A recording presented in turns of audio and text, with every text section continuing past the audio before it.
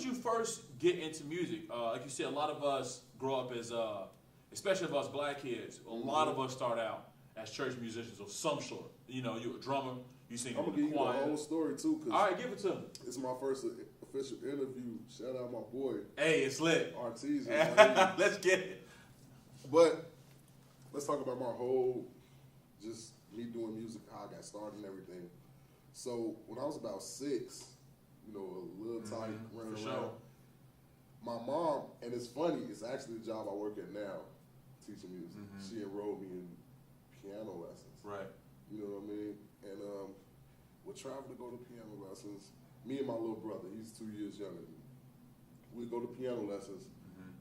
He wasn't taking it serious. I was barely taking it serious. Right. I really wasn't taking it serious at all either at the time. You're a little older than he is, but so you can focus a little heavier. I was able to focus a little more, Right. but at the end of the day, I wasn't taking it serious like that either. So my mom just felt like she was wasting money. So she pulled us out of piano. She's like, I'm not paying for y'all to take piano. Y'all don't practice. Y'all don't do this. My mom was real, she was the strict parent. I get it. Because I grew up in a 2-parent household, mom and dad. Dad was a little bit more laid back than mom. You know what I'm saying? Mom was not playing none of that. So she like, yeah, you know, y'all don't practice, pulling y'all out of lessons. Now, that was my first where I started getting passionate about music. Because I was like, wait, what? When I got pulled out of music, and my mom can attest to this, I'm the only one that stuck. Like, she had a piano at the house, and I used to just keep playing around. I was playing by ear. Right. From 6 to about 8. I was just like trying to figure out. I remembered the key of C because that's what taught us like how to position our fingers and play. Yeah. You know what I mean? So I remembered that. But after that, like when it came to flats and sharps, I was very confused, like scratching my head. I turned 8. Went to youth church. It was a youth service. At my mom, at my mom's church. And when I went over there, this was youth service starts at 8. Okay, that's why I'm giving you this whole background. Before 8, they have like Sunday school. Right. Where you go in and you have a teacher, and they talking to you about stuff and they making it fun. But Right. Moses got the 2 animals and he went on the ark. Yeah. Right. So, youth service was 8 to 16 or 18, something like that. 8 to 18, it was like that age group. They actually had a real service. So I went in there the first time when I was 8 years old, and I listened to them doing everything. They had a youth choir, they had a big band and everything, and it was killing. And I was just like, whoa. Yeah. The thing that stood out about me, and I'll never forget, was the cymbals on the drum set.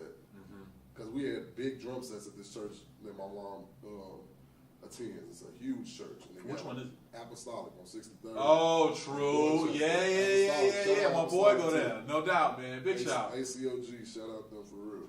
But, yeah. So, when I remember they had a set of silver cymbals. That's like, I don't even still see silver cymbals ever anywhere. Right.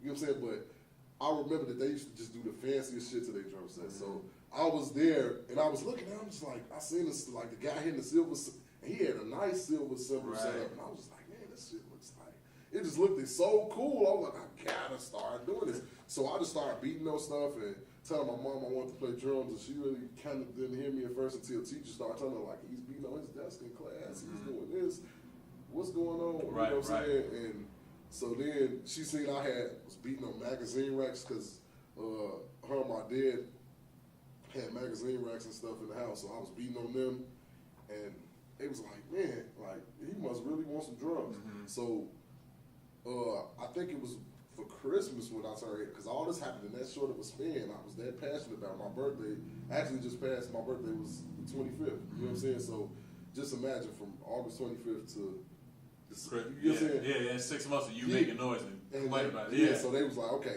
they got me a drum set. So for Christmas, when I was 8, they got me, at first they bought me a used drum set, and I kind of wish they kept that drum set, because it was a vintage drum set. It had like the ghost skiing heads, and it was like a jazz set. It was a really nice set.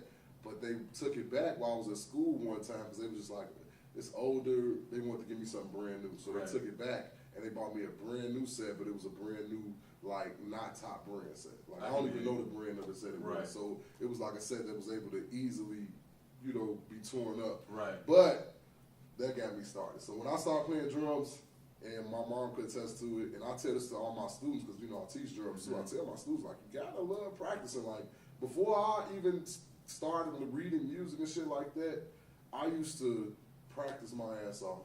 I used to love practicing. Yeah. Like sit down and just trying to figure something out was such a fun game to play. It's like when I get it right, I just pass the level. That's why I tell my students, think of it like a video game. Like when I do something right, now I know it. I completed that level. I can always beat that level. It's not like I'm stuck on that level. So I stuck with drums. Around 12, Apostolic has a youth orchestra, and my mom was like, "Well, Mike, you playing?" And I was playing for the youth choir. We had a real small children's choir I was playing for, and I was even playing for the women's choir. But I started playing for the women's choir after I started reading music, because when I was 12, my mom was like, "Look here, Mike, you need to learn how to read music. That's where the money is at. Like, you can play the drums, cool. You sound good playing drums, but there are a lot of people who play the drums. What's going to separate you?" And it really kind of, her and my dad was kind of like on me about that. And I was just like, you know what? Because at first I was trying to be too cool. I'm like, man, I want to learn how to read no music, man. What? I can play the drums. What you mean read music? This gonna, for me, I thought it was going to make me weaker. Like, it's going to make people look at me like, he just know how to read music or something. Or like, something.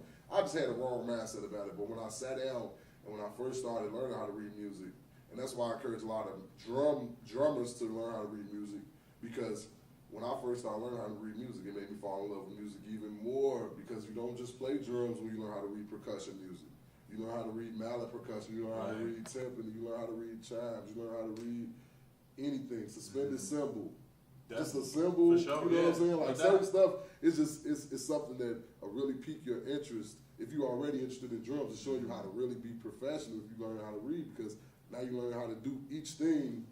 If somebody give you a piece of paper and say, do that, you can do it, So I started to realize that. Then that's when I started, okay, I'm going to take music serious. So I was reading music from 12 through high school. In high school, I was in jazz, concert, freshman, sophomore band, all those different bands. I did a little bit of sports in high school, but I was mainly focused on music.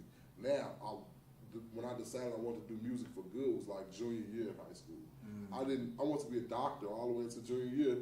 And then when I got to junior year, I seen my grades wasn't cutting it for math and science. All my other grades was great, but my math and science grades was hanging on C, D. You know what I'm saying? Like stuff that's just like, I can feel you really do it's like med school. Can you do med school? So I'm like, nah. And then I thought about like, what do I have fun doing? I was like, music. Okay, I'm gonna just try to do music. Now I came down here, it's like God pieced it all together. It all worked out. You know what I'm saying? It was weird, bro. So super weird, man. Like, so that's how we got to where I'm at today, because actually a friend of mine, actually one of my producers, shout out Smitty Certified, he produced a lot of my songs. He came here with me. He came to Columbia for a while. He didn't finish it with me, but he came here. And before he came here, he actually was telling me about Columbia. He was like, man, you heard of Columbia? You should go to Columbia. You're doing music. And I'm just like, bro, what is you talking about? I didn't even know nothing about Columbia, to be honest. Honestly, God, I never heard of Columbia before he brought it to me. And then we caught the metro down here, and we went to orientation. We got a tour, seen the dorms. And I was like, oh, damn, this is a nice school. And he's like, see, bro? Damn. And he was just like super pushing me to come here. And it's just like, ever since then, So after that, I came down here, had a great time the whole time I was down here. Got so many opportunities, got so many just wonderful things I could put on my resume. From playing at the Jazz Showcase, you know what I mean? To Buddy Guys, to whatever, you know what I mean? Just to even sharing the stage with the people they bring here. I was just telling people, they bring celebrities here to Columbia all the time. They really do. And people don't even know it, you know what I'm saying? People like, what? I'm like, yeah. And you could put that on your resume, especially if you work with the celebrity or you share the stage with them far as for the concert. They do a concert at the end of the, you know what I'm saying? They do, man. Corey Henry was just here, man. Yeah, Corey Henry. Top, you know what I'm saying? He's the top guy in the He is, position. really, Yeah, so that's what I'm saying. So, like, Columbia is really, it has a lot to offer. It's what you make of it. And me, I really am grateful for the opportunity. And that's what got me to where I'm at today. You know what I mean? That even made me become a rapper. You know what I mean? I skipped something too. When I was like 10, I used to be freestyling a little bit. I used to kind of want to be a rapper when I was like 10 too. But I didn't think that it was a serious career that you can make money with at that age. So I never was figured like, oh, I'll be a rapper. But I used to freestyle a lot when I was 9 or 10. I had waves, which wore Course, fake man. chains and yeah. shit. We all did. We all went magnet that phase, earrings bro. and goofy Yeah. shit. Like, yeah, I'm gonna be a rapper, but then I changed and I stopped. Then when I got back here in college and I had to take a songwriting course, I'm like, whoa, like shit, what am I gonna do? I know I sound horrible singing. Right. They was not gonna make me Right. So he accepted me rapping, and even the teacher, you know what I'm saying, that I had, he was like, man, this is good. Every week he was telling people like, yeah, you see how he used, because you got to use the lesson to write a song. For you sure. see how you use the lesson in rap. It wasn't the same as a singer, but it's still, this is how rappers were used. It's the tool. You applying the tool correctly. Exactly. Absolutely, man. So that was cool, man.